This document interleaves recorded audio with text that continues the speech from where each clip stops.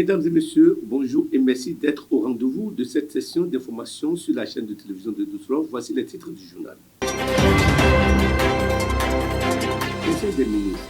Les grandes décisions du mercredi 5 février 2025 compte rendu avec le porte-parole du gouvernement. Assemblée générale ordinaire de PECO Bethesda. Pour le compte de l'année 2024, le personnel de cette structure des systèmes financiers décentralisés s'est réuni pour faire l'état des lieux. Précision dans ce journal. Deuil dans le monde musical béninois. L'artiste Willy Mignon cet week-end à 39 ans au Burkina Faso. Bienvenue à toutes et à tous. Le gouvernement s'est réuni en Conseil des ministres le mercredi 5 février 2025 sous la présidence du chef de l'État, Patrice Talon. Au cours de la séance, plusieurs décisions ont été prises. Suivez le compte-rendu du porte-parole du gouvernement, Wilfred Léandre Mbedji. Au menu du compte-rendu du Conseil des ministres de ce jour, présidé par le chef de l'État, M. Patrice Talon, les décisions dont voici la teneur.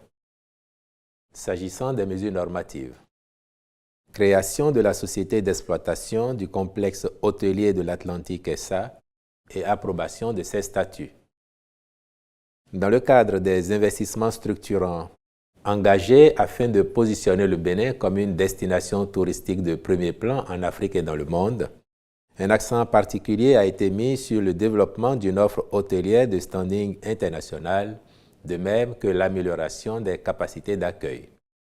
À cet effet, le projet de construction d'un complexe hôtelier de référence au sein de la marina de Ouidah a été entrepris. Il comprendra un hôtel de catégorie 4 étoiles d'une capacité de 130 chambres, 2 restaurants, un bar, un café et une piscine. En vue de préparer dans les meilleures conditions sa mise en service prévue pour 2026, le gouvernement a décidé de créer la société d'exploitation du complexe hôtelier de l'Atlantique dont les principales activités seront la définition et le suivi des objectifs d'exploitation ainsi que l'identification des leviers de développement et d'attractivité. La gestion des aspects techniques, commerciaux et administratifs liés à l'exploitation. La définition des cahiers de charges d'exploitation et le suivi de la performance des opérateurs. La structuration et le suivi de la gestion locative, recherche de partenaires, contractualisation, estimation de la valeur locative et révision des loyers, recouvrement, etc.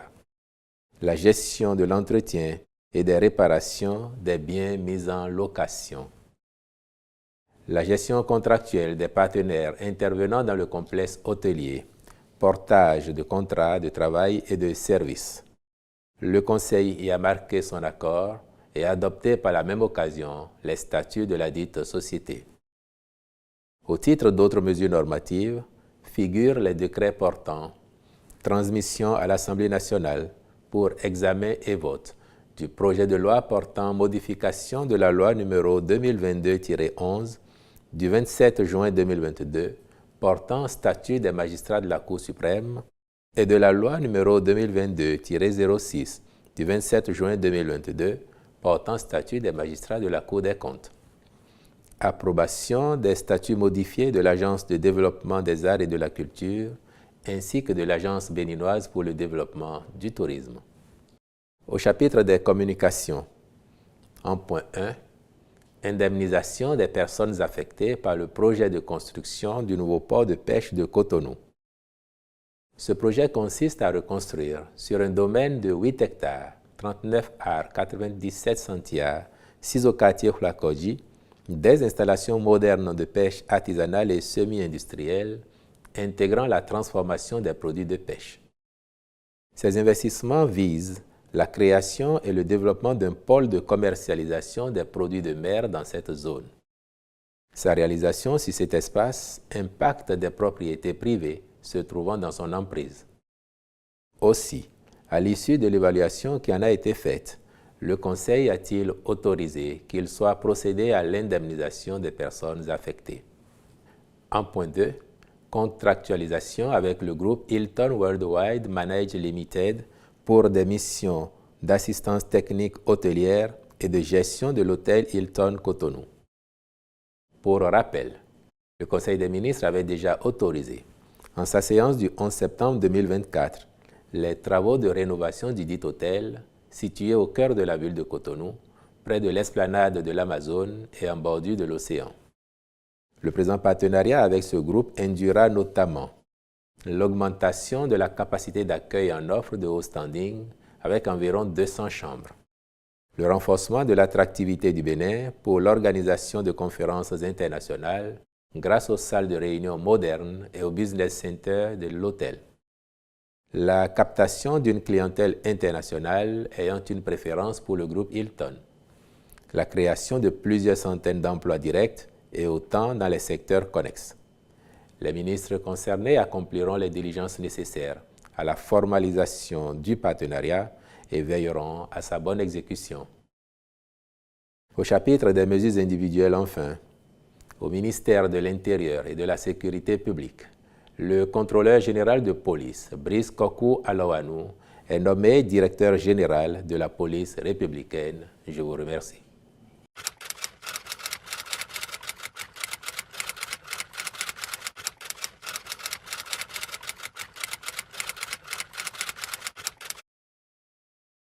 Je me disais bien qu'il y en aurait au moins un de futé parmi vous pour demander à un Hongweji d'apprécier les propos d'un autre Hongweji, qui plus est sont grands.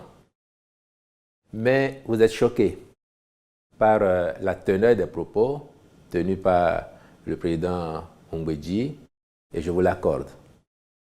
Mais je comprendrais aussi que vous ne le jugiez pas exclusivement sur ses propos, parce qu'il a déjà dit de bien meilleures choses que ça. C'est lui qui, parmi les tout premiers, au sein de la classe politique béninoise, avait fait le diagnostic et osé publiquement affirmer la nécessité de faire des réformes d'envergure, notamment au plan de la vie partisane, donc la réforme du système partisan dans notre pays. C'est encore lui qui avait fait le constat de ce que le Bénin que le président Patrice Talon a hérité était un Bénin, pour reprendre à peu près ses mots, fragmenté, descendu de son piédestal, pour lequel il fallait un État fort afin d'engager les réformes et les actions nécessaires à sa réhabilitation. C'est lui, par ailleurs, qui avait indiqué déjà que la situation dans laquelle se trouvait ce Bénin-là nécessitait des réformes audacieuses, des réformes qu'il fallait avoir le courage d'homme d'État d'engager afin donc de le redresser. Après, il est vrai que, comme l'enseignerait La Rochefoucauld, même les changements les plus souhaités ont leur mélancolie. Mais ça n'est pas parce que seraient apparues des mélancolies sur le chemin que les réformes auraient perdu de leur substance, de leur vertu. Vous avez été choqués à juste titre parce que, au regard de l'ampleur de la transformation positive que connaît notre pays aujourd'hui, on peut s'interroger sur le timing, sur les objectifs d'une telle réaction. J'ai dit, je vous accorde d'être choqué.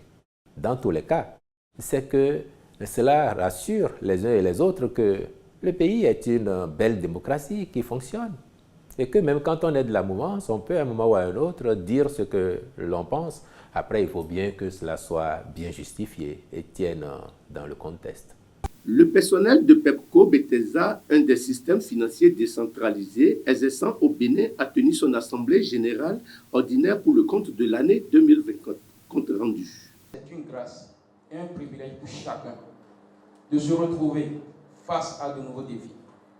C'est aussi ce qui donne un réel sens à notre existence et je crois fermement par la foi que ces nouveaux défis seront tous relevés par la grâce de l'Éternel, celui avec qui nous ferons certainement des exploits. Nous avons réalisé à fin 2024 de résultats très résultats avec l'aide de l'Éternel, même si tous les objectifs ne sont pas atteints à 100% comme on l'aurait souhaité. Cependant, nous voudrions rendre grâce à l'Éternel des armées pour son assistance. L'Éternel nous a encore fait grâce et le renouvellement de sa bonté et de sa miséricorde en ce jour est une preuve tangible de cela. Nous souhaitons et nous voulions que la direction générale adopte le leadership qui est basé sur la crainte de l'Éternel. sur l'amour, un leadership qui propulse et qui donne de la valeur à l'homme. L'artiste Willy Mignon est passé de vie à trépas hors des frontières nationales, précisément à l'hôpital Ouagadougou de Ouagadougou au Burkina Faso le mardi 4 février 2025. Précédemment en service dans un marquis bar-restaurant dénommé Royaume des Stars de Pizi situé à Ouagadougou où il exerçait en tant que manager, l'artiste chanteur aurait succombé des suites d'une courte maladie selon les témoignages du patron de l'espace, M. Chris Valin Alterme. Que la terre lui soit légère. Chers téléspectateurs, c'est la fin de cette édition. Merci de l'avoir suivi.